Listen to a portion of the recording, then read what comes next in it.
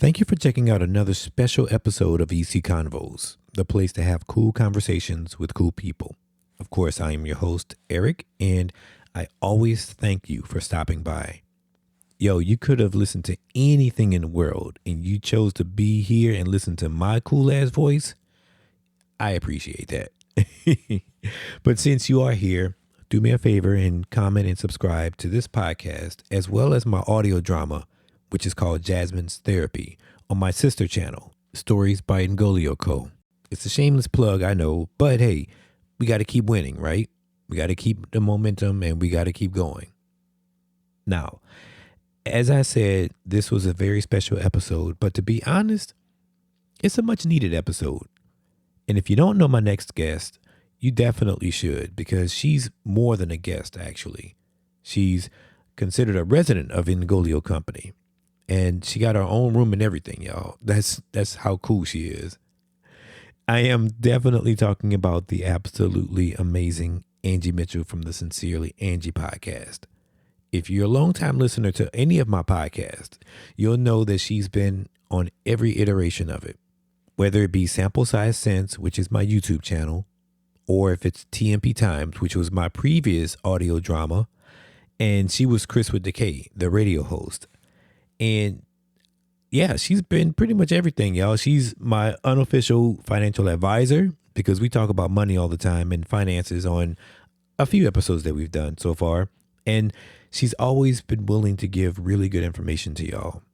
But this time around, I wanted to get good information on her. So I decided to ask her a series of questions about herself, about her journey to podcasting and blogging, and other questions that we normally wouldn't know about her, because she's normally a pretty private person. So for her to open up to me, that felt really awesome. Y'all, this conversation was so good, we decided to split it into two parts. So this is part one that you're about to listen to now, with part two coming on next week. And you know we had to run it back one more time at the Pacino's on Veterans Boulevard in Metairie. So shout out to Pacino's, the coffee shop. Amazing coffee over there. Great vibes. We actually recorded it on location there. It's always a celebration when I link up with Angie, but don't take my word for it, y'all. Just sit back and take a listen to part one of my crazy cool conversation with Angie Mitchell. You okay? You okay? It was a little bug. You looking like... Yeah, it was like right there, and I was trying to blow it out the way. Oh my goodness, you're terrible. Welcome y'all to another episode of EC Convos, I would think. Sure. Yeah. Oh, I didn't silence this phone. I'm sorry. That's okay. No, you're good. You're good. I am Hey, Eric. y'all. I am Eric, of course, and thank y'all so much for watching. I really appreciate it. And friend of the show, resident of the show. Yes. Y'all know. Y'all may not have listened to her before on EC Convos, but you have listened to her before. You know, because she lives here. Yes. And she has a house here. She pays rent here. Definitely. No, she pays free rent. It's free rent. I pay free rent. Free rent here. She pays free rent. And, you know, and it's always a pleasure to have you on here because you just so freaking awesome.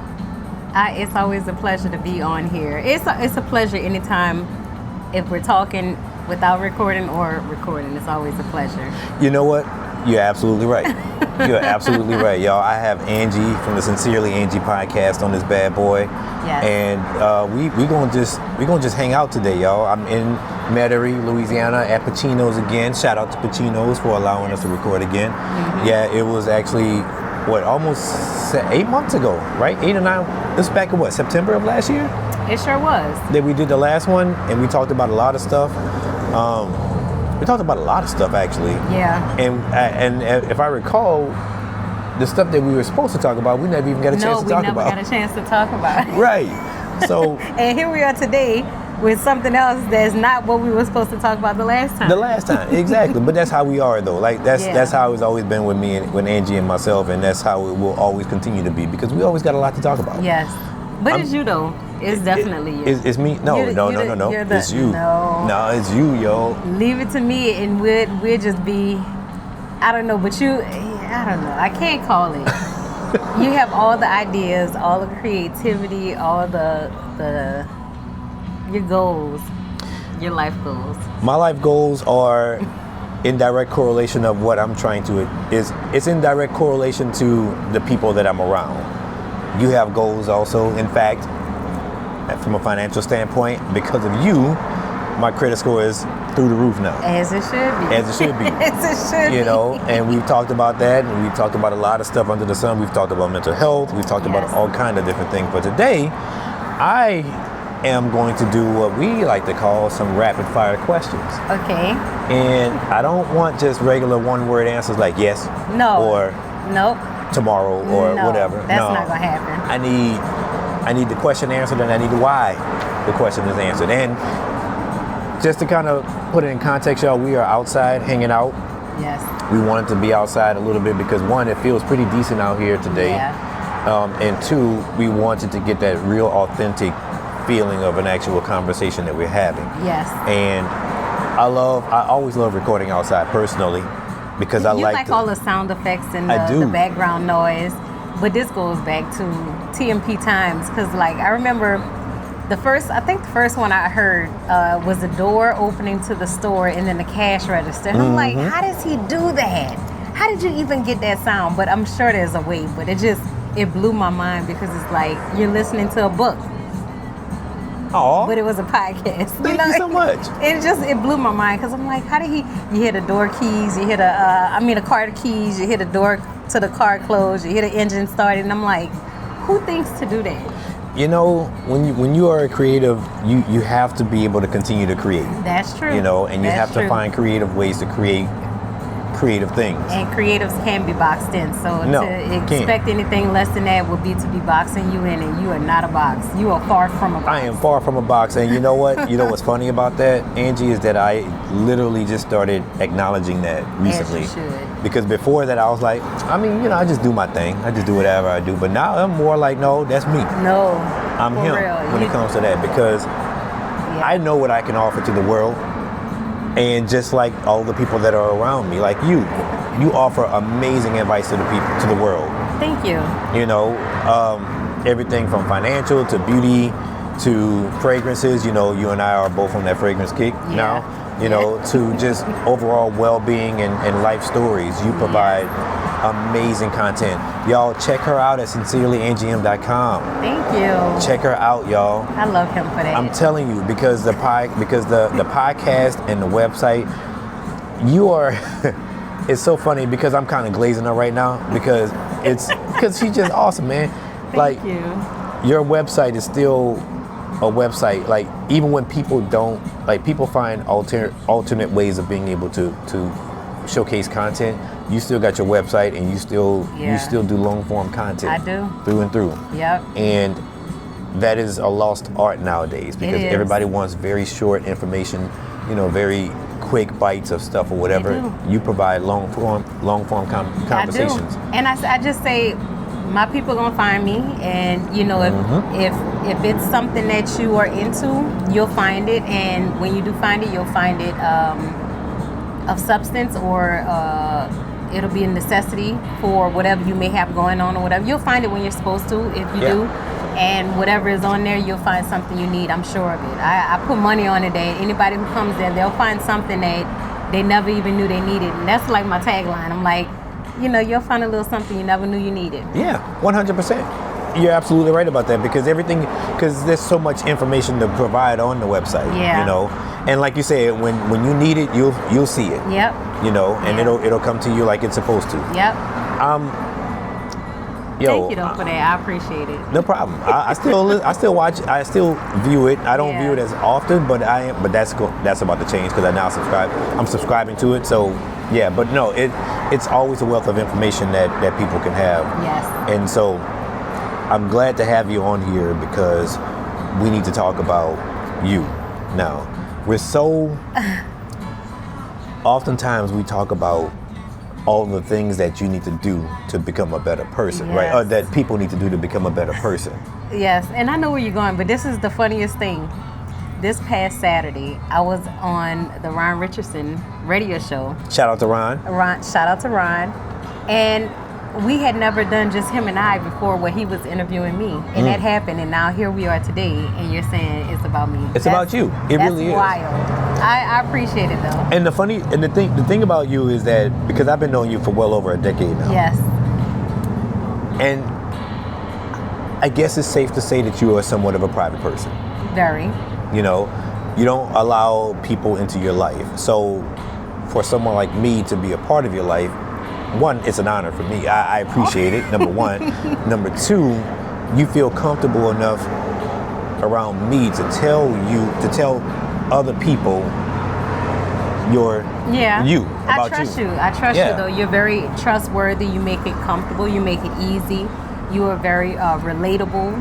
You are not judgmental in your tone, so it makes it easier for people to open up and then continue opening up. Right. Like they won't feel like, man, I shouldn't have told him that. No, you're very delicate with the information you receive from people. You're very delicate with conversation. You are very sensitive, or I guess I would say you are very soft. I use this sometimes. I'll say white gloves. You treat people with white gloves, like you treat them delicately and you treat them tenderly, so they feel comfortable enough to say something to you, to have these conversations. Right. Well, and the reason why I do that is because I want people to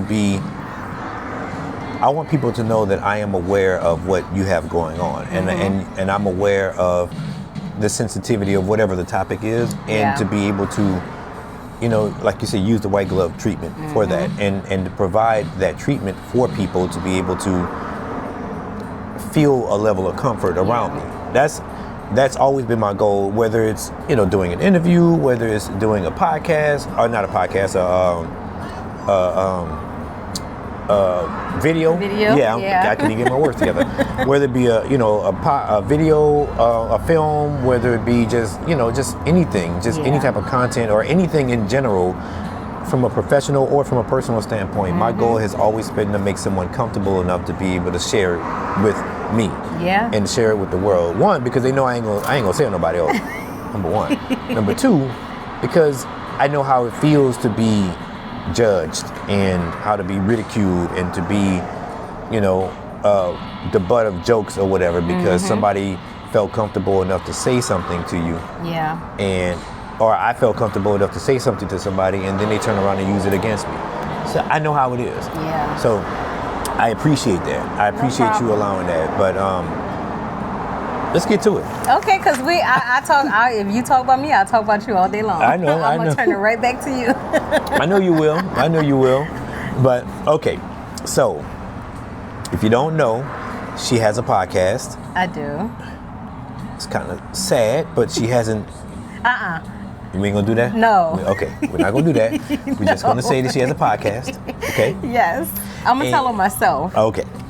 It's been a while since I've uploaded an episode. But you've been busy with other things. But I have been busy. March is usually busy, and then April ended up being busy, and then here we are in May. But there'll be one before May is out. Okay, good. Yes. Because I love your podcast. Thank you. I do. I really do. I'm glazing her, y'all, but it's for real. No. It's actual authenticity. I actually enjoy the jewels that she drops with people. And so my first question to you is, oh goodness, how would you describe your podcast vibe in 3 words? And first of all, let's give them the podcast name. Okay, the podcast is called Sincerely Angie, and it's basically conversational. Although sometimes it's just me.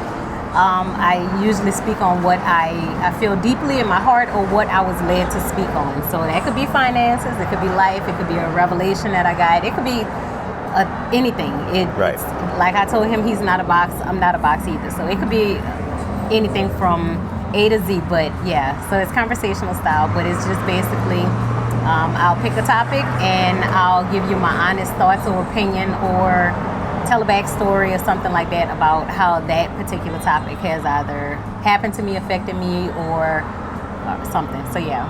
Okay.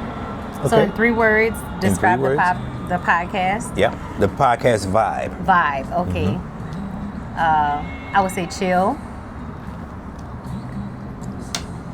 inspirational, and relatable. Okay. So chill because it's not too much fluff around it. It's not too. I don't put pressure on it, which is why there's not an episode in a while. But it's chill because it's just a laid back vibe. It's just, I'm not trying to preach or teach. I'm just literally saying what's on my heart. Inspirational because most times I'm telling a story about something that either happened to me, or if I have a guest, they're telling their story. And I've always believed that when you genuinely tell a story, your story is gonna inspire somebody. So that's why I say inspirational. And then the last one is relatable because I'm no different from anybody else. So if something happens to me or something happens to someone I have on the podcast and they talk about it, somebody can relate to it. So that's why I said that. I like the chill one a lot. Yeah. Because you are absolutely right. Because the thing about podcasting, which a lot of people may not know, or people who are interested in starting podcasting, is that there is an idea or a thought that you have to be,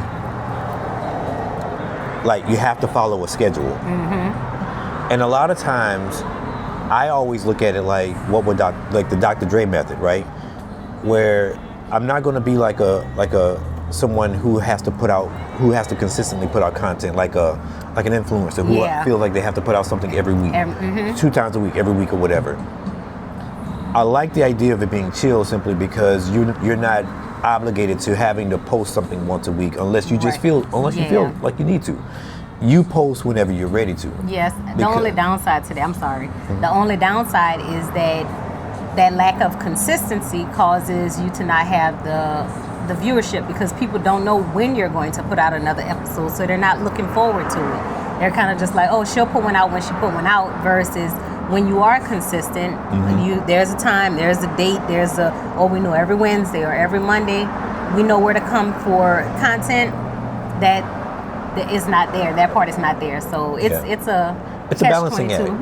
It's a balancing act between the two, because on one end, because I'm the same way, I like to be able to put out stuff whenever I'm ready to put out stuff. Yeah. But at the same time, I also know there are people who follow structures. Yes. And they follow consistency. And if for some reason, like if you miss a couple of weeks and then they just fall out of favor with you. Yeah. So I get it. Mm-hmm. You're right. That is one of the most, that's probably the constant thing that's always in my head. Like, do I succumb to the idea of a consistent behavior, or do I just do it whenever I want to and hope for the best? Yeah. It's always a problem with that. And but either I would say either one you choose or either one you go with, you have to be okay with it. Yeah. So you do. And I'm not pressure filled, so I have to be okay with knowing that, hey, instead of me being consistent, I'm just going to go with whatever God places on my heart. Right. And if He places it on my heart, then I always say just me, but people say, if He gave you the vision, He'll provide the provision. So if He placed it on my heart, I like that. Whoever is meant to hear it will hear it. And if it's meant to go viral or if it's meant to be popular, it will be. If it's not, it just hadn't caught on yet. I like that a lot. Yeah. If He gives you the vision, then He will provide the provision. Yes. The provision. Mm-hmm. Can I use that? Oh, absolutely. I got it from somewhere. Okay. Yeah, I need to use that. Absolutely. All right. So let's go to another question. Okay. What's been your favorite episode so far, and why? Oh, favorite. Now, keep in mind, you've done a lot of episodes. I'm over 100. Shout out to that. Yes, thank you. My favorite, I think my favorite is the first one, the very first one, Dear God. Mainly because not only did it do well as like the top episode of all of my episodes, but because I love God, and so to start with Him, I'm trusting Him with the podcast. I'm giving it to Him so He can orchestrate it. But it's been my favorite. I also had DJ on that episode. Yes, and you did. he is somebody who has inspired me spiritually for a long time. A lot of who I am today is because of how he has walked with God. Yeah. And so that has truly influenced me. So to be able to open the episode with God and then open it with somebody who has influenced me spiritually, that's probably my favorite. It's probably your favorite. It's truly authentic. Now I know for him, he's not used to that, so it may have felt a little weird with him, or like uniform. Like he's very chill. Like what is this? What am I? You know, he didn't really know about podcasting a lot. I just was like, look, can you come on and talk about God? But for me, it was authentic, and it was me. So yeah. Yeah. Well, and the great thing about that episode is that it was authentic on both sides. Yeah. On your side and on his side. Oh, because yeah. again, he never did it before. No. But he immediately fell right into it because it was a conversation that I'm pretty sure you guys have had often. Oh yes. You know? So that's dope. Yeah. That is so dope. What is the one piece of advice from your podcast that you actually use in real life? Ooh, that's a good one. I know, right? Well, it would have to be something financial, because I will probably say that the thing that I talk about on there the most, that I actually am adamant about, is finances. So I would probably say the saving and the being disciplined. I would say that there have been times where I've had to sacrifice, or I chose to sacrifice for something greater, and I still go back to those methods and those practices by sacrificing and being disciplined, saving small. That's something I always say. Just save small. Even this day, sometimes I'm like, I haven't saved in a minute, but let me just save small. So right. Yeah. Okay. I like that. Mm-hmm. Have you?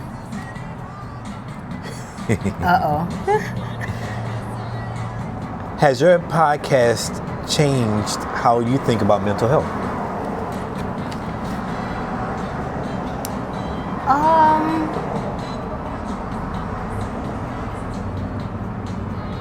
I probably would not have said that it did, but now that I'm thinking about it, I would say that it has, because most people that I've had on there had some type of mental health topic, or they've said something as it relates to mental health. So I would definitely say that it has, and it made me more comfortable, especially with you. Mm-hmm. And I'm not really just turning this back to you, but I'm for real, you've talked about mental health for a long time. Right.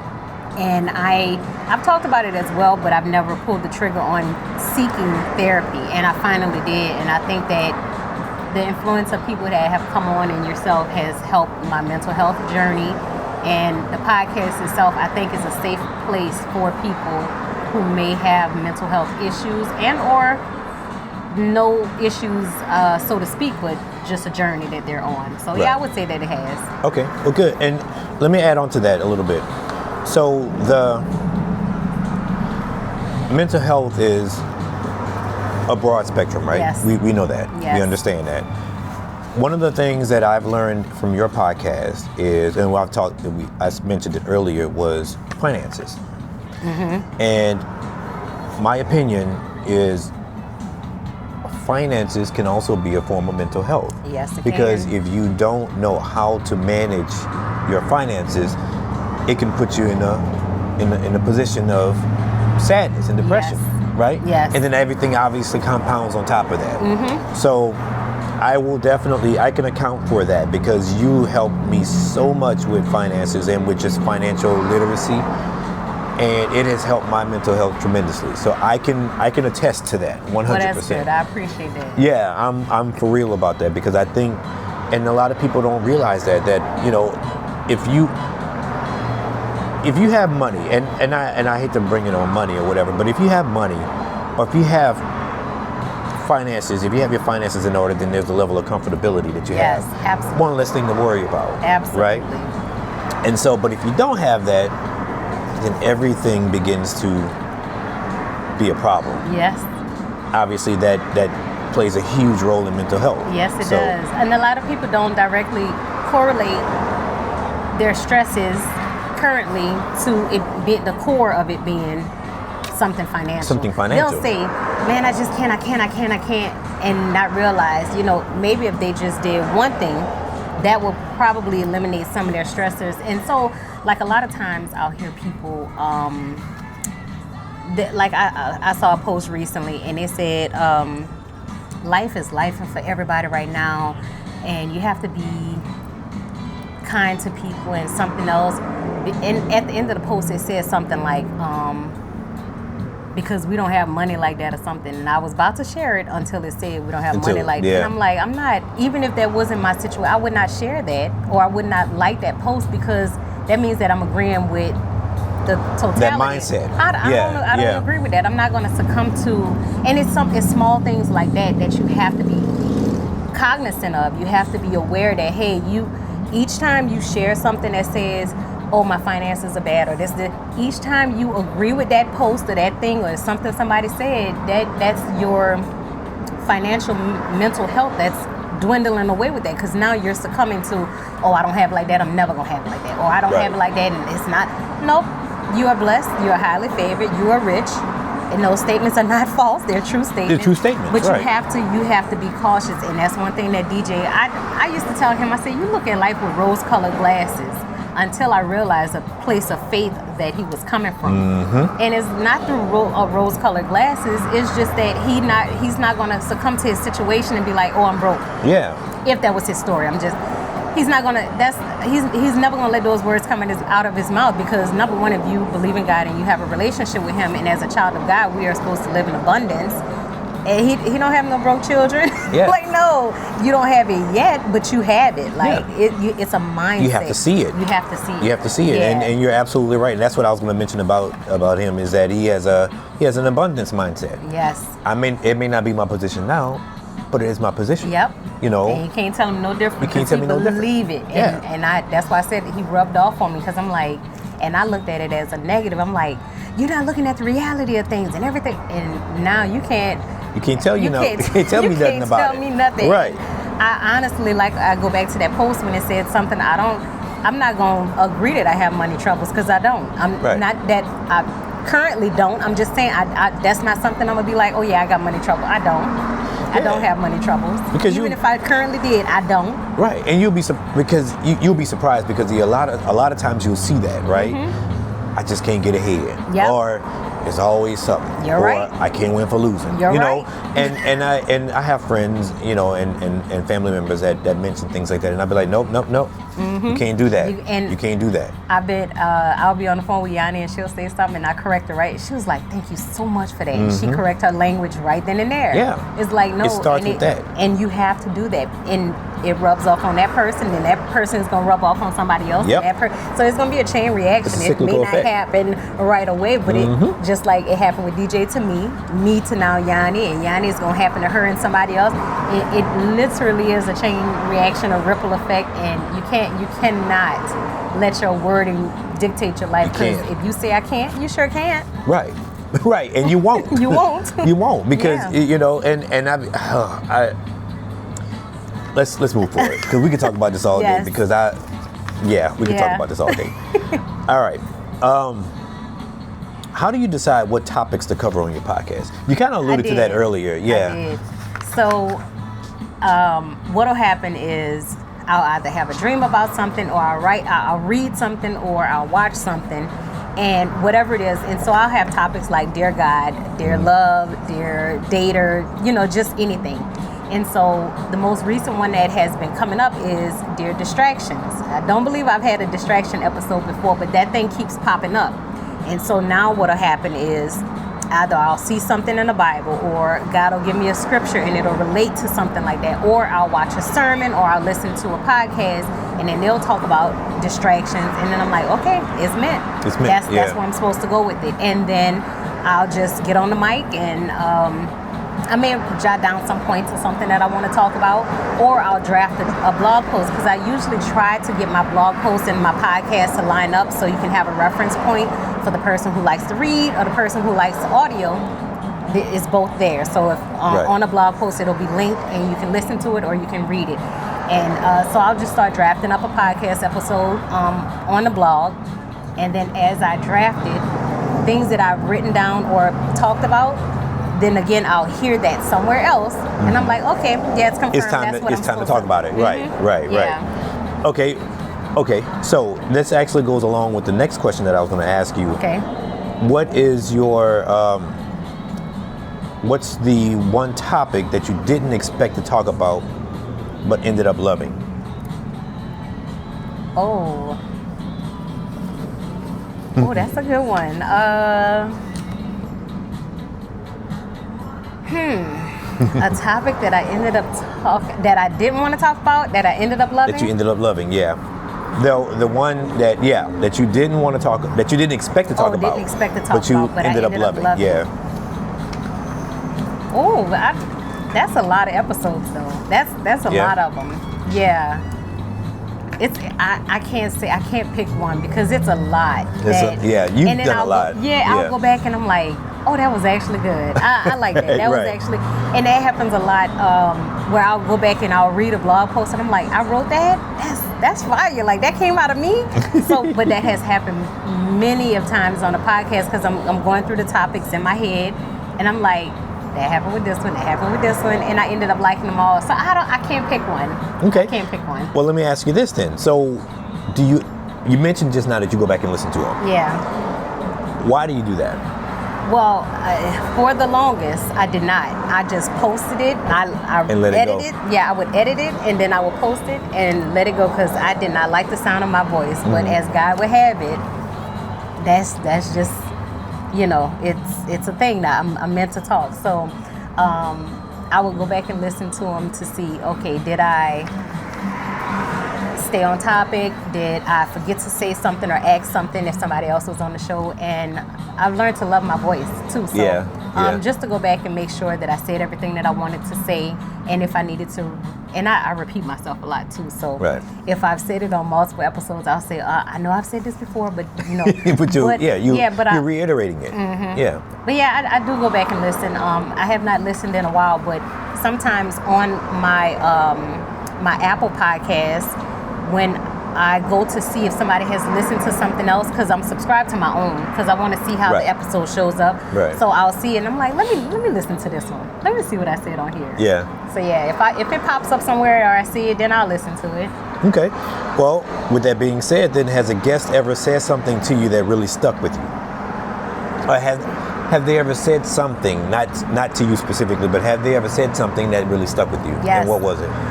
So oddly enough, Eric, we talked about you on Saturday on a radio show. Oh, come on. Yeah. Nice. But I have been podcasting since 2018. And I don't know if Paris said this on the episode or we were just talking in between recording, but she said, do it afraid. And I had never heard that before. And I said, do it afraid. She was like, yeah, if you're scared to do something, just do it afraid. Just do it fearful, do it scared, do it whatever, just do it. And I was like, I like that. And ever since then, I have been hearing it everywhere, but I had never heard that until she said it. Do it afraid. Never heard it. Yeah. Or if I did hear it, it didn't click. It didn't register at the time. It did not register. And it again, starting a podcast because of you. You got me my first mic. My first, because I had a little $5 mic. It was, but he got me a mic or whatever, and he encouraged the blog post. He was like, send me a post. I'm gonna post it on my website, and he was like, everybody loved it, and it was one of my most popular posts. And I'm like, he's so encouraging. He's just trying to get me out my shell, but I actually was doing it afraid. That's why I didn't want to go back and listen to my voice. I didn't like it. I didn't want to hear it. I'm like, people are going to hear this. Then I had coworkers, they're playing it and listening to it. I'm like, turn it off. So Do It Afraid was probably the most inspirational and the most profound thing that I've heard somebody say. And if it's not on there, like I said, if it's not on that episode, she mentioned it. She mentioned it, yeah. So Paris M. Hatcher. Yeah, shout out to Paris. Paris, I love you, girl. That you my dog, man. Yes. Shout out to her. Happy Mother's Day to you too, by the way. Happy Mother's Day. All right, so let's switch gears a little bit. Okay. What's your go-to mood reset after a long day? Like, what's the one thing that you can always rely on to just get you in a reset? It's so many things that make me happy. It's so many things. So recently on TikTok, I did 31 days of things that I love for the month of March. That was dope. And they're the most simplest things, but those things really make my heart smile. So something to make me reset or help me reset. A nap is always one thing. Ice cream is another thing. It has healing powers. Doing a puzzle or doing a word, something to jog my brain or get my brain moving or something like that. Or music. It could be a song. It could be It could be anything from a good mood food like potatoes. I love anything potatoes. So it's literally anything. I'm just that. I don't say it in a bad way, but I'm that simple and that basic that it does not take much to reset and recharge me at all. At all. So it's funny you say that about a puzzle. This is a little sidebar. I was looking at a video on social media recently, and it mentioned something about, what is some medical advice from subscribers or whatever that no one thinks about, or what's some expert advice that nobody thinks about. Somebody said, somebody replied, as a dementia and Alzheimer's expert, doing puzzles, reading, and something else he said. I forgot the third thing. I think it was sleeping. Yeah. But doing learning a language. Oh. Something like that. Because what happens is it keeps your mind sharp. And one of the main things that, especially when it comes to dementia and Alzheimer's patients, that I can think of is lack of use. Yeah. It's like anything, like riding a bike. If you don't use it, you'll lose it. And so the more, and then not only that, but lack of sleep too. You got to get your sleep in. Yeah, you got to rest. Definitely you got to get your sleep in. So I like that. I like the fact that you're doing things like that to keep your brain active and to keep it sharp. Absolutely, I have to. It's not. I don't hear a lot of people say it, but it's something I can't not do. I would have to. And even like I go, if it's not a puzzle or if it's not like a word game or something like that, is watching a movie and trying to predict the ending. That's me watching for clues and paying attention to this, and I'm like, why she said that? Why he said that? Oh, why they lingered on that sign? Why did they? And so I'm getting my brain active and making sure I pay attention to certain things, and that's another game I play with myself to keep me active mentally. You are such a creative. You know that? Because that's what creators do. People who are creative and who are into film and things like that, that's what they do. They try to always predict the ending. Yeah. And so they'll have like 1,000,001 things jogging, going in their mind. You know what? It was on that trunk too long. The camera was on that trunk too long. Like, that's going to play a part somehow, later, somewhere in here. It's going to come up again. It's going to come up again. And my coworker yesterday, she told me, or it was the day before, but she told me recently, she said, you're the only person who noticed what time I come into work. And I told her, I notice patterns easily. Yeah. I said things that people don't pay attention to, it sticks out to me like a sore thumb. And she said, I said, what time do you get out of your car? At 4:40 or 4:40 what? She was like, I get out at 4:41. I said, yeah, because you walk in every day at 4:46. And I knew she had a set time because there's no way possible you could walk in the door at the same time every single day. And so I knew she had to have gotten out. She was like, how did you even? She said, you made me realize that I come in here every day at that time. I'm like, it sticks out like a sore thumb to me. Right. But that's that creative mindset, You want to hear a fun fact about spiders? Okay. So spiders have excellent memories. And what spiders do is they remember patterns as well. They remember your pattern, like the human's patterns or whatever, so they can make sure never to be around a human. Am I a spider? No, I know, right? Start getting legs and stuff growing out of you. But what happens is when you see a spider, that means you've deviated from your pattern. Wow. In some capacity. Yeah. So like, for instance, if you're going to the bathroom or whatever, and you normally go to the bathroom at a set time, but instead of going to the bathroom, you go to take your shoes off or whatever. That's when a spider more than likely will be. You'll see one because they don't recognize the pattern because you've changed your patterns. Wow. So anytime you see a spider, folks, a lot of times whenever you see a spider, that means that you've deviated from your set schedule or your set pattern that you're normally used to. Because spiders follow the pattern that humans have to make sure they don't run into a human. Wow. It's crazy, right? That is a fun fact. Yeah.